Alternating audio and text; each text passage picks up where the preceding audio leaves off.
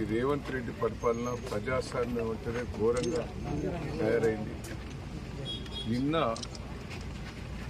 నిన్న మమ్మలను నేను విప్పు జారీ చేయాలి. ఆర్టీఓ ఆఫీస్ కూడా పోయేందుకు నాకు అనుమతి లేదు. కమిషనర్ ఆఫీస్ కూడా పోయేందుకు అనుమతి లేదు.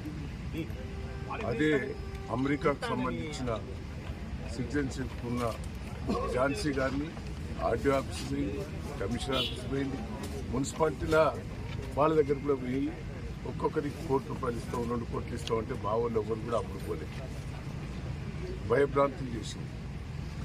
ఎట్లా ఉంటాయంటే గతంలో నేను 45 ఏళ్ళ నుంచి రాజకీయాలు ఈక్వల్, ఇప్పుడు కేశవంతరం ఉన్నది ఈక్వల్గా ఉన్న కాడనే ఎమ్మెల్యేకి ఓటు సమానం ఉన్నప్పుడు ఓటు హక్కు ఉపయోగించుకునే అవకాశం.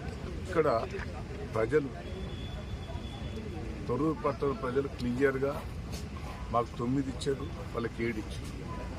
అంటే మేము మెజార్టీ ఉన్నాం, ఈక్వల్ లేవు. సరే ఎమ్మెల్యే ఓటు ఉపయోగించుకున్నదంటే అది. కానీ ఎంపీ కావ్య గారు వరంగల్లో అప్లై చేసుకున్నది, వరంగల్లోనే నాకు ఓటకు కావాలని ఆమె పిటిషన్ పెట్టుకున్నది. ఆ పిటిషన్ ప్రకారంగా ఆమె పిలిచిండ్రు, ప్రమాణ స్వీకారం చేసిండ్రు. ఇక్కడ నీకు ఓటకు కల్పించినామని క్లియర్గా వాళ్ళకు ఆధారాలతో